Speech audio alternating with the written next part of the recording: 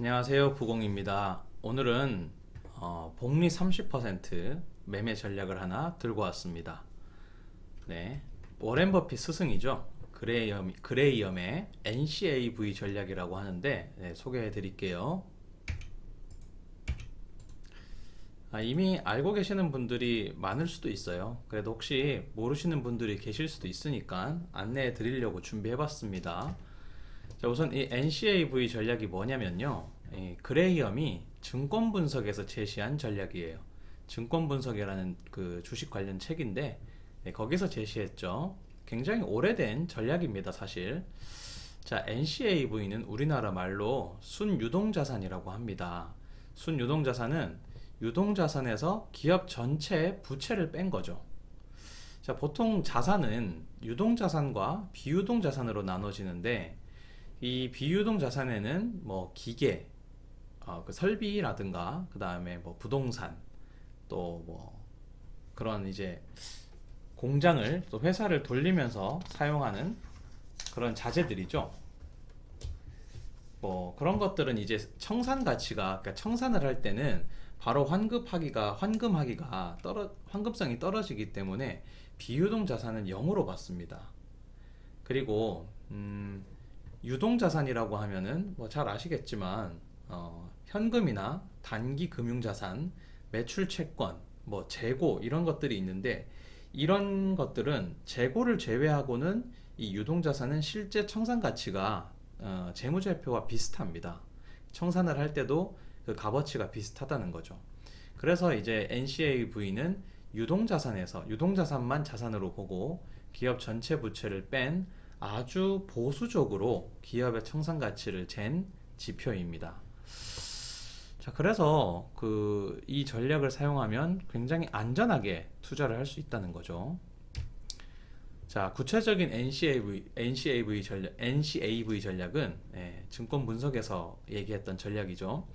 유동자산에서 총 부채를 뺀 금액이 시가총액의 1.5배 한값보다 큰 경우에 투자를 한다고 하는 겁니다. 그리고 마찬가지 두 개의 종목 A and B인데요. 두 개의 조건을 모두 만족시킬 경우에 그 종목을 매수하는데 세후 이익이 0이어야 됩니다. 그러니까 돈 벌 거 다 벌고요. 세금까지 다 뗀 금액이 당연히 0보다 커야지 돈을 진짜로 버는 회사겠죠.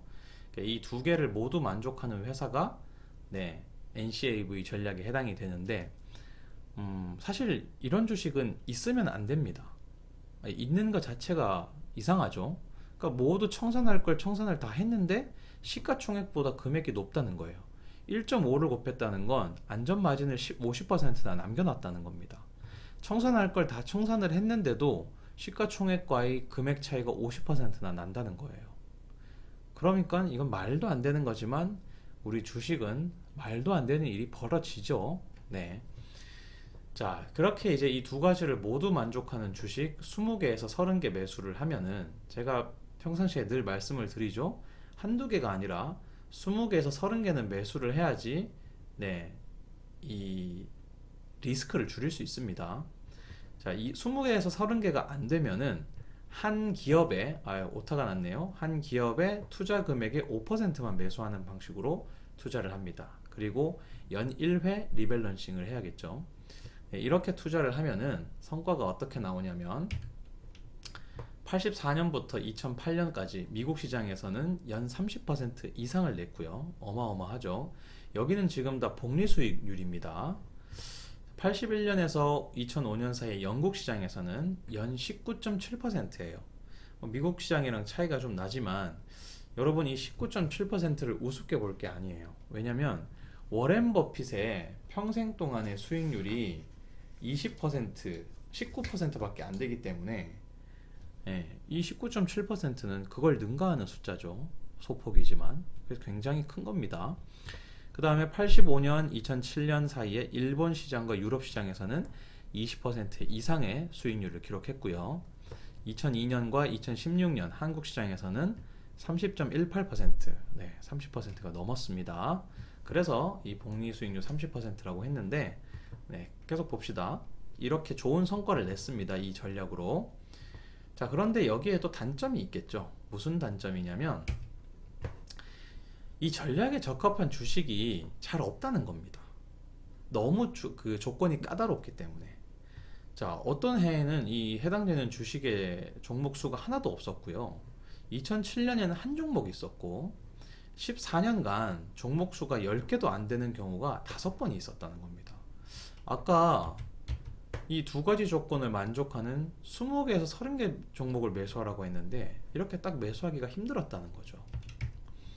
그래서 저는 이제 이 전략이 아니라 조금 더 이 단점을 보완한 전략을 제시를 하면은 이렇게 해봅니다.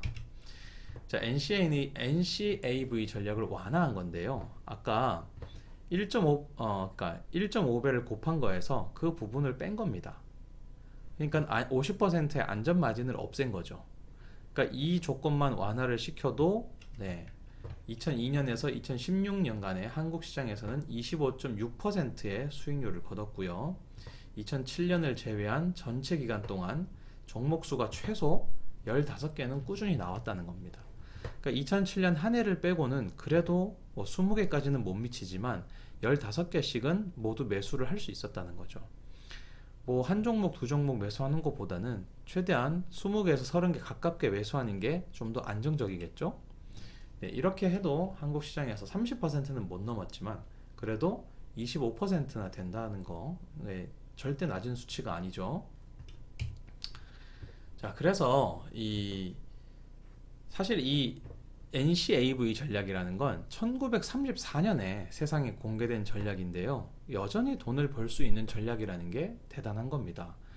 지금 거의 80년이 넘었죠. 이제 90년이 다 돼 가는데 그런 시간 동안 유효한 전략이라는 게 정말 우수하고요. 2004년에 워렌 버핏이 한국 시장에서 PER 2, 3 정도 되고 부채 비율이 낮은 주식들을 찾아낸 적이 있었어요. 근데 그 방식을 보면 이 NCAV 전략과 매우 흡사하다는 겁니다.